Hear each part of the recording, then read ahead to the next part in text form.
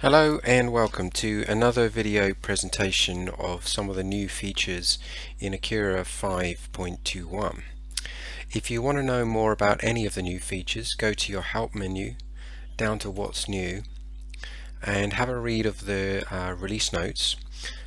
This covers all of the new features in a lot more detail with screenshots and so on.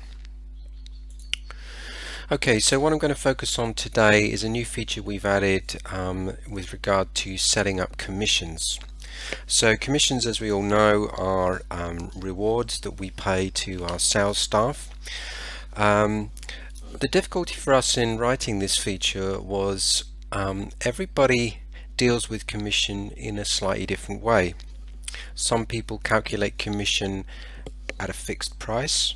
Some people calculate it based on the selling price, others calculate it based on the profit margin or value added within a job. And also you've got other situations like what happens if the order comes in as a web order? Do we want to allocate a different commission or no commission?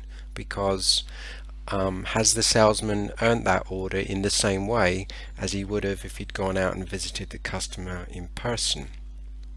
Then you've got commission between different job types. Do we want to vary the commission rate based on the job type? Perhaps your job types are digital versus litho, for example. So in writing this feature, we've had to consider all of those things and tried to make it as flexible as we possibly can.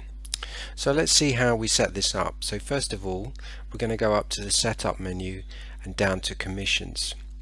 So this is your commissions table, and as you can see, I've set up various different commissions here. I've got a starter commission band, so what you might want to do is when a new salesperson joins, you might want to put them onto that band, which is a slightly reduced commission rate. And then when they've been with you perhaps for 6 months or have some kind of proven track record, you want to move them up to the standard commission structures, and then maybe even beyond that to a long service commission structure. So different employees can be on different commission bands. So let's take a look at one of these. So I'm going to bring that up on screen. So we have a commission code, we have a description, and we have the rate type. So basically, are we dealing with a percentage of something, or are we dealing with a fixed reward? Usually it's going to be a percentage, and in this case I've set up different breakpoints. So what I've said here is up to 500 is at 5%, up to 1,000 is at 10%, 2,500 at 15%, and so on. And we can also specify whether this is a curve or a step or an aggregate. So a step is very easy.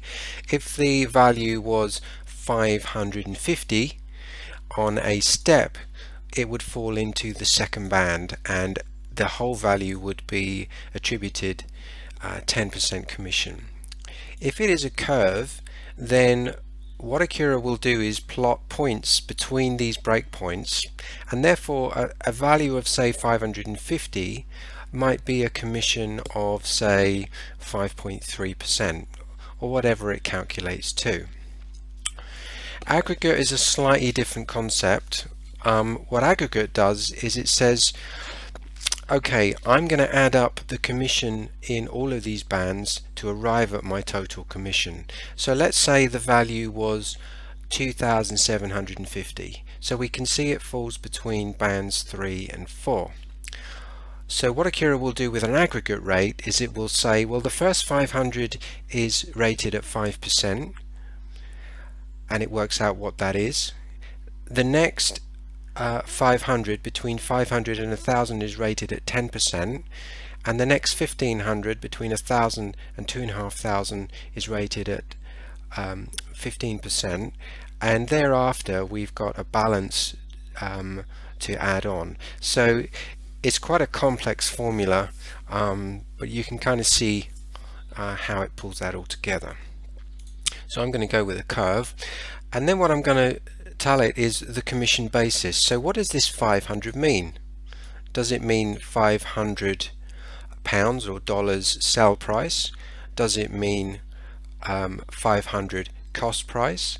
Does it mean that we want a value added of 500, 1,000 or 2,500, or are we talking about gross profit, GPM? So that's the basis on which you're calculating your commission. So that's a fundamental business decision you've got to make. If you're dealing in a very tough climate where margins are very low, I wouldn't advise you to base your commission on selling price. You wouldn't believe how many people I speak to who do, but you could very easily be giving away the entire margin in the job if you base your commission purely on the sales price. It's much more scientific and balanced if you base it on value add or profit, because you're always rewarding the salesman for his share of the profit. Therefore it's in his interest to maximize the profit. It's also in his interest not to discount the product too much, because if the profit disappears, he's going to end up with nothing. So those two, I would suggest to you, are the most commercially viable decisions. If however you do want to base it on the selling price, that opens up these options down here, and this is the kind of what if. So what happens if we base our commission on the selling price and the commission actually exceeds our profit? So let's say we sell a job for £200 or dollars or euros, and we've said in our rate chart here that we're going to give a 10% commission. So that's obviously $20, pounds or euros. What if when Accura calculates that quote, our profit margin is only $19, pounds or euros? Are we going to do nothing about that? Are we going to still give the salesman his commission and we're happy to make zero margin? Are we going to just zero his commission and say, well look, you know, we're not making enough money to reward you on this job? Or are we going to adjust the commission to a percentage of the profit? So what we might say is we're going to split the profits with you 50-50. So whatever profit there is left in the job, we're going to split that with you. So that might be one way of dealing with that situation. We can also flag whether this plan is active or not. An inactive plan just means that we're not using it right now. So if you select a user into an estimate as the sales rep, and he's linked to an inactive plan, then it's going to flag that up and say you need to choose another commission plan, or you know, he's going to get nothing. So you can store plans and leave them in the database. You don't have to delete them out. You can just mark them as inactive. Now what we're going to do is we're going to allocate which of our sales reps this commission plan applies to. So in this case we've allocated two different sales staff, and we do this by just simply clicking on select and then highlighting those people that we want. I would add at this point that one user can be linked to more than one commission plan. So why would we want to do that? Well, the reason we might want to do that is because the commission plan is job type specific. So down in this bottom area we have got the ability to select our job types. If we leave this blank, it means that for those sales staff, any job type, this commission plan applies. If we select some job types into here, then it means that for Jerry in this case, this commission plan applies for these job types. For Jeff, this commission plan might apply for completely different job types. So you can decide the user and job type relationship to the commission plan. So for now, and particularly when you're setting this up for the first time, I would suggest you don't get too complicated and just keep it simple, where for each commission plan there's a set of users, and for another commission plan there's another set of different users, and everyone just has one commission plan. But that gives you some idea of how flexible and how powerful this can be. Okay, so let's now have a look at the user end of this. So let's go into security and users, and let's have a look at Jeff. So let's imagine Jeff is one of our sales guys. In fact, let's make him a sales executive just for a change. If we come to the extra tab, we can see here that for standard offline quotes and orders, he's on the starter commission plan, and for web orders he's on the standard commission plan. So you can see here that what Accura will do is, based on the origin of the order, it will know how to calculate commission. Also, we have these tick boxes here. Now these are very important. If you have power users who can do their own estimates, then you will want them to be able to view the calculated commission values. You may or may not want them to be able to change the commission plan to something different. Usually I would say not. Okay, but you will want them to be able to view it. If you're dealing with sales reps who don't do their own estimates, then you would turn both of these values off, because typically you wouldn't want them to see the commission figures within the quote. Now that's your sales rep catered for. What about you, the estimator? So you, the estimator, you're not linked to a commission plan whatsoever, but you probably, so these would be blank, but you definitely need to be able to view and change the commission plan. So if I'm a chief estimator, I want both of these ticked, and I don't need to have a commission plan because I'm not in that kind of job function. I'm a salaried employee. Okay, so let's just, I'm logged in here as Alan, so let's just check their settings are okay. So that's great. So now we've got that set up, how's this all going to work? Well, let's take a quote. I can start a new quote, or I can copy a quote, or just go into an existing quote.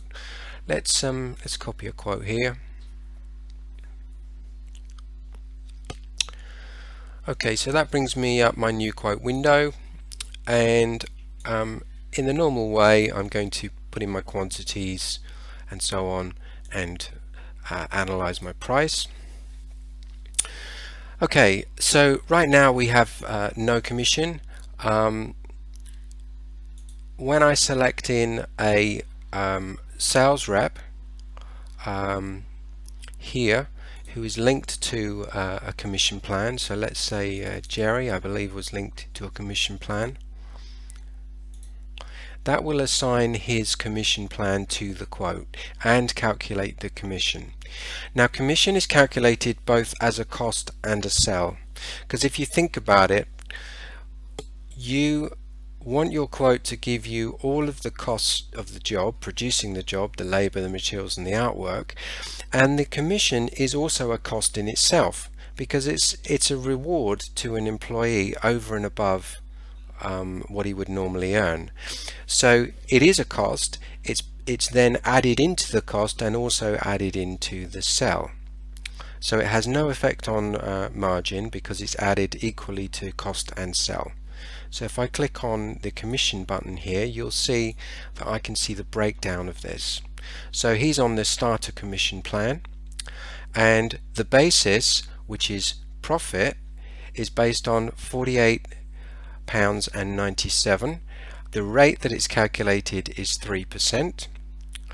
That equates to £1.47 before rounding, and that gives us a price of 209 before we a basis price of 209 before we apply any of our markups.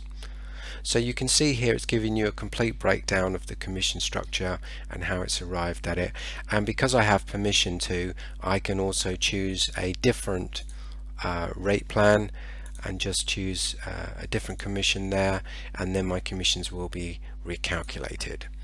So you can see here I've done that, and you can see here how it's arrived at the commission based on a rounded profit of £49. I think it was showing a 48.75, something like that. So there you go, 49. Okay, so that's now done. We now have that built into our quote, and we know that we've covered our commission cost within our quote proposal to our customer. So we confirm the quote in the normal way to the customer. Now, to back this up, you're going to want to do some kind of reporting. So we've added a new report. Where are we?